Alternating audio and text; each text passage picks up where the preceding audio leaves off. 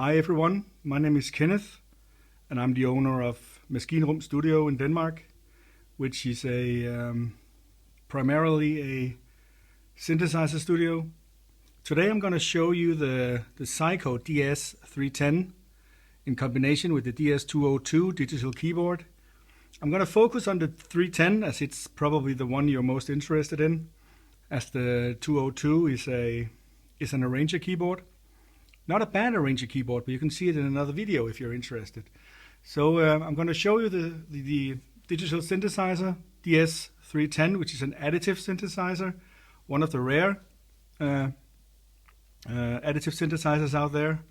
It's a fairly easy instrument, to be honest. It's based on the Gray Laboratories Minstrel Basyn additive synthesizer from the early 80s.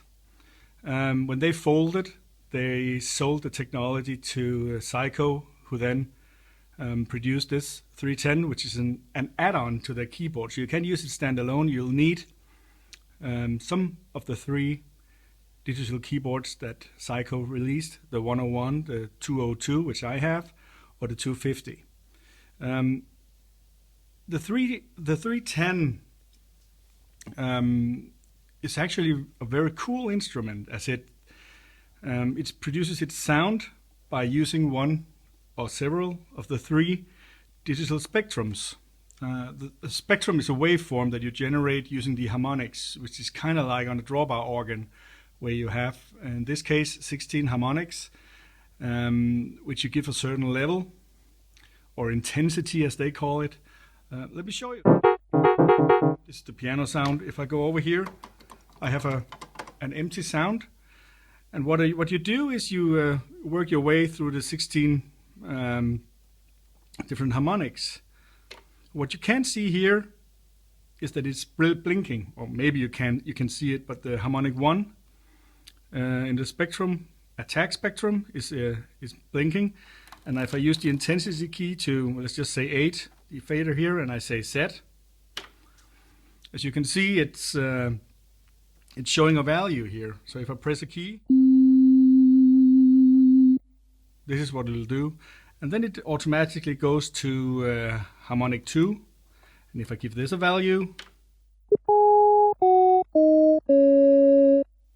let me just try to keep on just adding some random values to the 16 different harmonics. Maybe I'm gonna skip a couple and then just add some more values. So this is the sound I have now.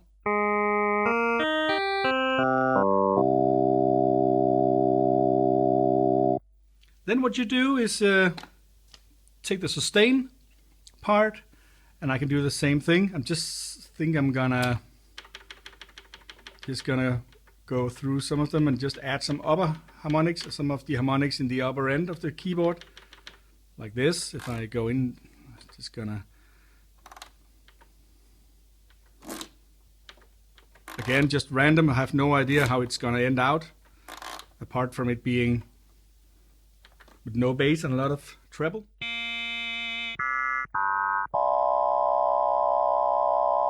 And finally, I'm going to the release. I'm just gonna add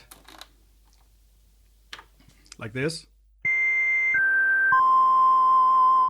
And then what you do is you produce an envelope, which is gonna morph through these three different spectrums you just made. As you can hear, if I do like this,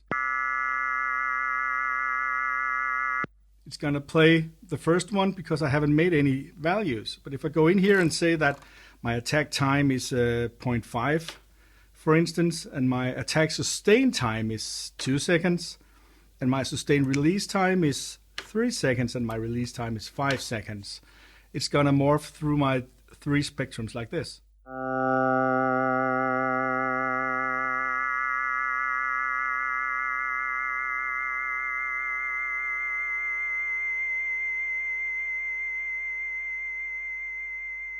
So that's basically the way it works.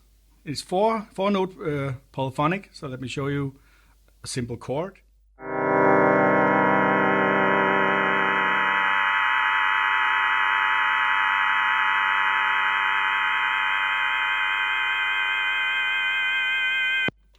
I'll try to put in some other values here. Like if just gonna put in something less than a second for all of them. So something like this.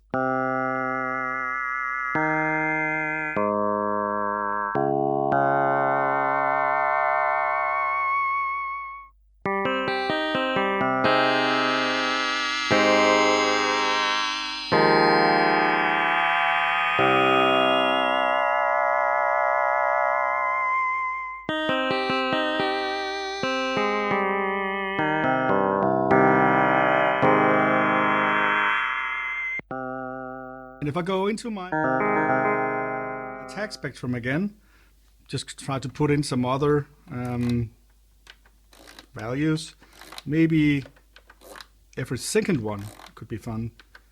As far as I recall, it's going to produce something kind of sounding like a clock.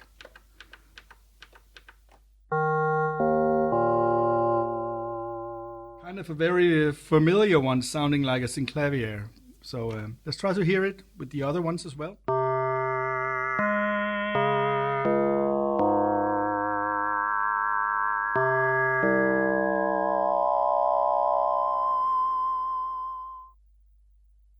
I think one of the things that makes this instrument sound this way is the effects section on the 202. Let me just try to go down a little and show you.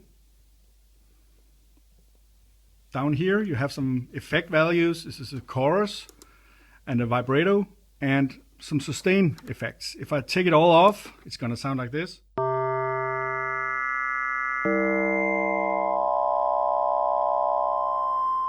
So let me try to add some chorus.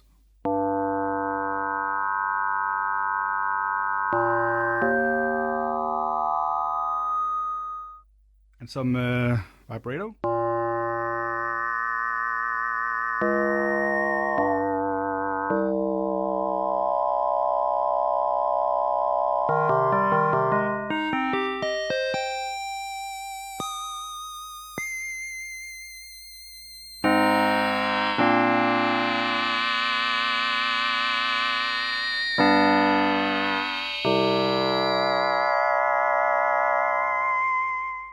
So that's actually the way it works, nothing more, nothing less.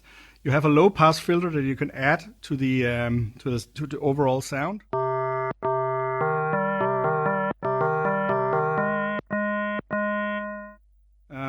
But that's it. You have 3 different spectrums that you can, create on your own, and then an envelope morphing between these 3 called attack, sustain, release. You have 4 tones that you can save in memory, and a clear button that's gonna clear the sound, and then you can start all over. So that's the SEIKO DS-310. Let me just show you.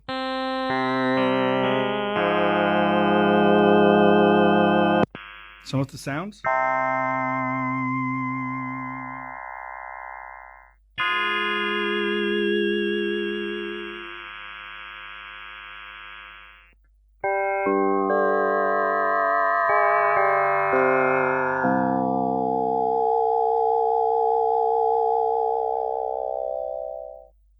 So in my ears, a very, very cool additive synthesizer, which sounds like nothing else. I can't think of anything else that can do what it does, despite its very, very simple interface and its very, very simple way of working. I find it extremely, extremely well sounding. So thank you for watching, and yeah, watch some of my other videos. Bye.